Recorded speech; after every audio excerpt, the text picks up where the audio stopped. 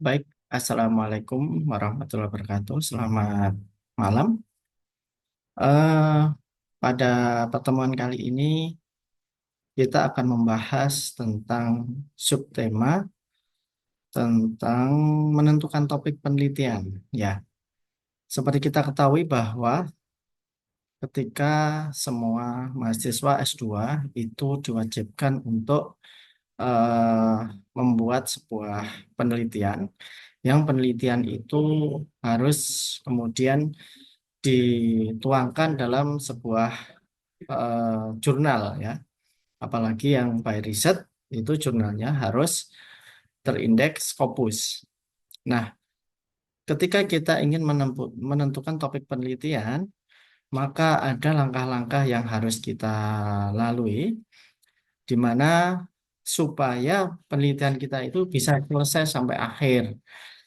Di depan ini adalah contoh dari penelitian saya yang kesemuanya ini adalah hubungannya topik tentang komposit dan topik tentang komposit yang khusus untuk atap ya, atap bangunan yang kemudian proses pengambilan datanya itu kita gunakan alat sendiri atau kita membuat alat sendiri untuk membuktikan apakah hipotesis kita itu bisa diterima atau tidak.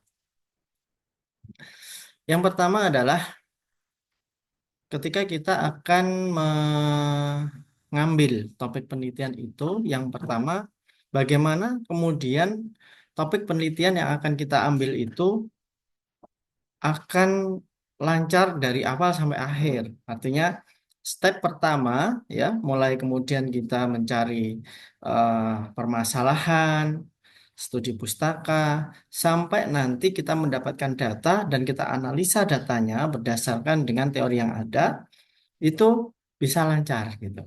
Jadi ada supporting dari penelitian terdahulu juga. Meskipun tidak ada, kita ada sebuah metode yang kita pakai untuk menulis kesimpulan dari penelitian kita.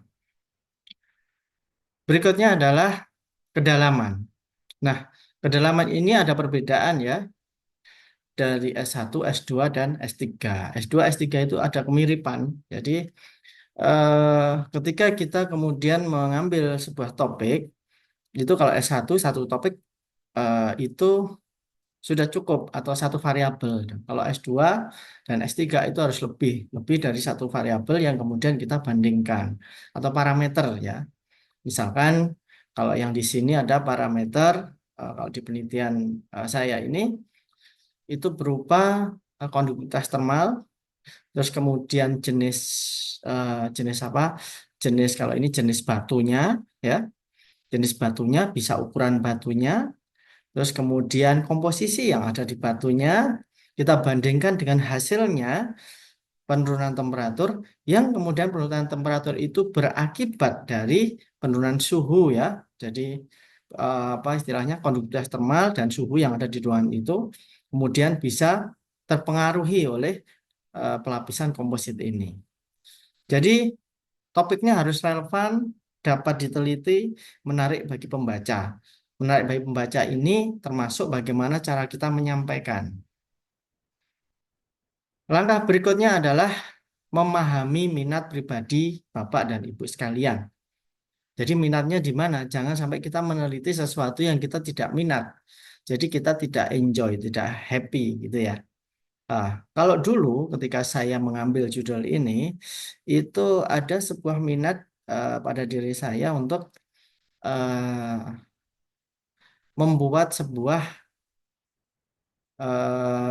masukan yang baik dengan banyaknya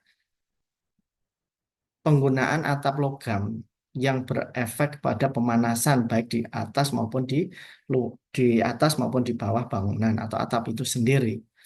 Jadi menggunakan ilmu komposit itu saya terapkan di sini. Kenapa? Yang pertama, minat ini saya lakukan karena topik ini selain bisa untuk jurnal juga bisa untuk paten, gitu ya. Dari sini saya punya 3 paten, gitu. Terus kemudian Ketika saya menggunakan batu alam, serat alam, itu bisa jadi serat dan batu itu beda antara yang di Indonesia dengan di luar Indonesia. Karena itu tadi hubungannya dengan paten tadi. Jadi bisa menjadi diferensiasi antara komposit yang ada di Indonesia maupun di luar Indonesia. Nah, Anda harus bertanya pada diri Anda sendiri, ya, apa yang Anda ingin pelajari, yang membuat Anda penasaran, dan kemudian Anda tertarik untuk menyelidikinya. Dan lebih-lebih lagi ada hubungannya dengan pekerjaan Anda, gitu. Jadi itu sekali Anda bekerja dua pulau terlampaui. Jadi pulau pekerjaan dengan pulau penelitian, kira-kira kayak gitu. Nah, ketika kemudian kita sudah mendapatkan topik, kita harus membuat sebuah studi literatur awal. Artinya apa? Berarti bapak-bapak harus kemudian membaca yang namanya apa-apa yang berhubungan dengan topik Anda.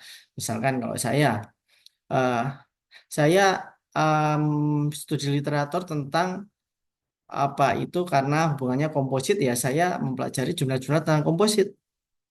Terus kemudian penelitian yang ada hubungannya dengan inovasi sistem atap ya, khususnya atap baik logam maupun non logam. Terus kemudian studi literatur tentang jurnal yang ada hubungannya dengan penurunan temperatur ruangan. Jadi kata-kata yang akan kita pakai untuk judul itu menjadi kata kunci yang harus kita cari gitu. Nah, dari situ kemudian kita menemukan gap atau kekosongan penelitian yang belum diteliti apa ini? Trennya bagaimana? Nah, itu yang kemudian menjadi hipotesis kita pilih di latar belakang itu bahwa ada sesuatu yang menarik yang belum diteliti yang bisa Anda teliti sebagai novelty gitu ya, keterbaruan. Dengan Anda memeriksa literatur, jurnal, buku gitu ya, yang khususnya yang jurnal yang bereputasi ya, kalau bisa jangan jangan yang dalam negeri aja, yang luar negeri lebih banyak, yang Scopus gitu ya. Jadi untuk memastikan bahwa topik Bapak dan Ibu semua itu yang dipilih itu adalah topik yang pas gitu ya, yang memadai. Jadi bukan topik yang levelnya itu rendah. Nah, setelah itu bagaimana? Setelah itu kita mulai mengidentifikasi masalah penelitian. Jadi penelitian kita, maksud saya ketika kemudian kita sudah membaca banyak referensi jurnal, kita bisa kemudian oh iya ya, kalau dari jurnal yang belum banyak diteliti itu tentang ini gitu. Kalau di saya itu ada banyak penelitian ya tentang ini pembuatan miniatur box, tapi mereka tidak menggunakan atap dari logam atau komposit yang seperti yang sekarang saya buat. Jadi mereka ada penelitian yang tentang menggunakan parafin gitu ya. Parafin diletakkan di atas atau di bawah atap. Terus kemudian menggunakan atap logam tapi hanya dicat saja. Tetapi untuk pelapisan yang hubungannya dengan komposit, dengan serat, dengan batu itu belum ada. Nah, itu yang kemudian saya identifikasi sebagai masalah ini atau sesuatu yang baru ini yang belum diterapkan dan ini akan berdampak nantinya gitu ya. Secara praktis maupun teoritis. Secara teoritis yaitu tadi yang ada hubungannya dengan konduktivitas termal, yang ada hubungannya dengan komposisi, yang ada hubungannya dengan eh, perpindahan panas gitu ya. Praktisnya ya praktis karena ini adalah proses yang langsung kita terapkan di atap itu sendiri. Nah, berikutnya adalah mempertimbangkan ketersediaan sumber daya. Sebelum menentukan topik penelitian, Anda harus memastikan bahwa akses ke sumber daya. Berarti kalau Anda bekerja di perusahaan yang di situ banyak data, itu merupakan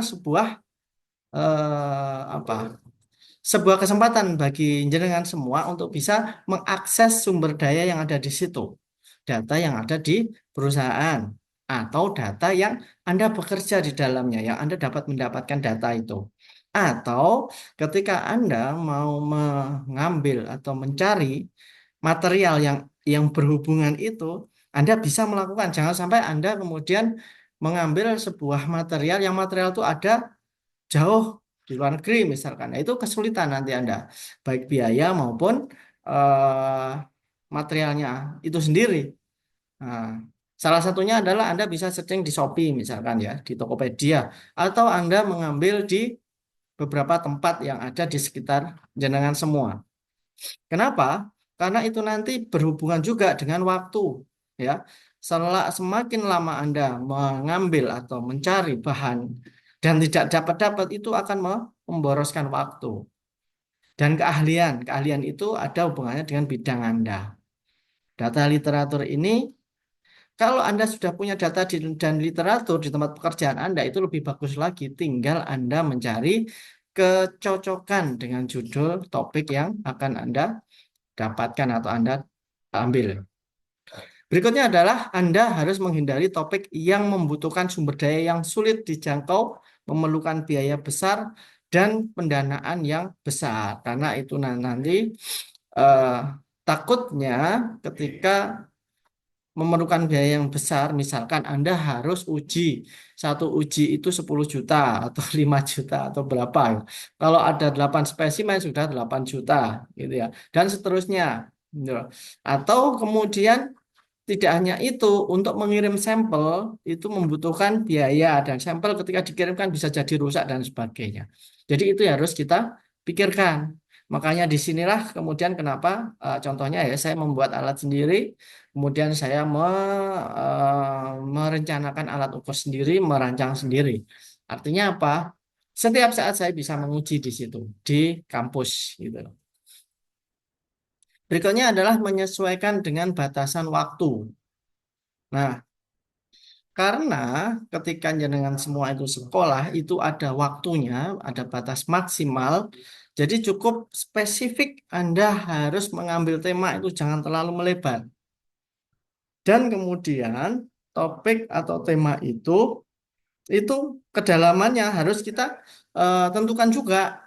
Kenapa? Karena waktunya terbatas. Makanya paling gampang itu ketika kita mengambil topik yang dari sisi materi kita menguasai, dari sisi data kita sudah punya atau kita sudah paham dengan bagaimana mencari atau mengambil data tersebut. Artinya itu data yang tidak akan menyebabkan waktu yang lama. Gitu. Apalagi kalau Anda sudah punya banyak data baik sekunder maupun data primer, itu enak tinggal kita memilih ya, memilih data yang pas untuk judul kita. Efisiensi misalkan, perbandingan dan sebagainya. Berikutnya adalah mempertimbangkan originalitas karena originalitas ini itu nanti akan dipertimbangkan oleh publishernya yang akan menerima dari jurnal kita. Kita harus menawarkan sesuatu yang baru, gitu ya. Kalau contohnya saya itu apa yang baru? Yang baru ini adalah untuk atap logam yang dilapisi epoksi dan serat alam atau dilapisi dengan batu alam, serbuk batu alam itu belum ada. Nah, itu baru, gitu. Ah.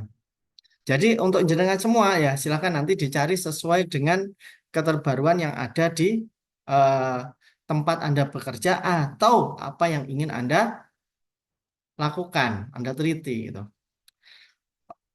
Kemudian apa? Selain menawarkan sesuatu yang baru, harus mempunyai kontribusi signifikan bagi ilmu pengetahuan atau praktek di bidang tertentu, kecuali atau praktek di bidang Anda di mechanical engineering. Kontribusinya apa sih? Karena ini nanti di kesimpulan dan di abstrak itu harus Anda jelaskan di situ supaya apa? Supaya menarik orang untuk membaca.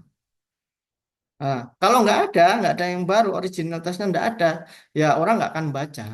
Dan nanti akan sulit diterima oleh publishernya. Jadi kemudian di sini kontribusi itu penting. Kalau di tempat saya ini kontribusinya apa sih? Karena selama ini belum ada untuk membuat apa itu serbuk batu langsung kita campurkan kepada epoksi itu dan kita lapiskan. Artinya apa? Belum ada jurnal yang ada seperti itu. Nah, itulah yang kemudian akan kita jadikan sebuah kontribusi yang baru bagi ilmu pengetahuan itu. Jadi Bapak-bapak di sini harus memikirkan itu. Apa sih keterbaruan itu harus ada di penelitian Bapak dan Ibu semua. Berikutnya adalah ketika Bapak Ibu mendapatkan kesulitan, maka harus berdiskusi dengan dosen pembimbing. Ide-ide pasti Bapak Ibu akan punya topik ya atau apa ide yang berhubungan dengan pekerjaan, misalkan bidang yang Anda tekuni atau apa.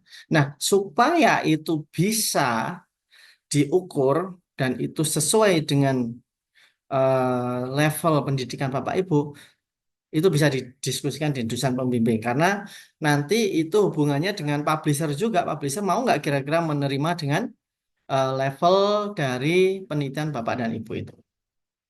Nah, jadi terus kemudian relevannya ya, relevansi dengan teknik mesin. Kalau Bapak Ibu kuliah di teknik mesin, maka nggak bisa kalau kita hanya mengambil aspek sosialnya, nggak bisa. Harus ada hubungannya dengan teknik mesin. Jadi disempurnakan di situ. Nah, supaya kemudian ini berhasil ya sampai terakhir itu yang pertama adalah spesifik, tidak terlalu sempit, tapi juga tidak terlalu melebar. Jadi fokus, tidak terlalu sempit, tapi literaturnya juga ada. Kenapa? Karena literatur nanti akan kita pakai untuk mengisi di bab teorinya. Kalau di eh, tesis itu di bab 2-nya, gitu ya. Terus kemudian aktual relevan, seperti tadi, bahwa bukan topik yang sangat tua gitu, yang old gitu, yang sudah tidak menjadi tren lagi. Terus fokus pada kontribusi, karena kontribusi itu harus ada, harus Anda sebutkan di akhir latar belakang di bab 1 ya. Kontribusinya apa sih ketika Anda meneliti ini? Nah, kenapa? Karena tidak akan sulit itu akan diterima oleh publisher itu. Baik, jadi itu tadi ya tipsnya cara-cara mencari dari eh, apa mencari topik penelitian. Jadi mudah-mudahan bisa bermanfaat. Jadi tolong Bapak-bapak bisa mencoba ya membuat topik penelitian, pilih sesuai dengan minat Anda, buat bab 1 dan hipotesisnya. Jadi Anda buat latar belakang, rumusan masalah, tujuan penelitian dan hipotesis. Nanti kalau sudah dimasukkan di GCR, Google Classroom, Anda bisa akan bisa saya kasih masukan. Tolong saya diberi eh, di Japri di WA nanti akan saya kasih masukan yang berhubungan dengan topik. Mudah-mudahan semuanya bisa eh, lulus dengan cepat ya. Artinya topik yang Anda pilih juga sesuai dan pas. Baik, saya kira itu diskusi bisa kita sampaikan di Google Classroom atau di Japri. Terima kasih. Assalamualaikum warahmatullahi wabarakatuh.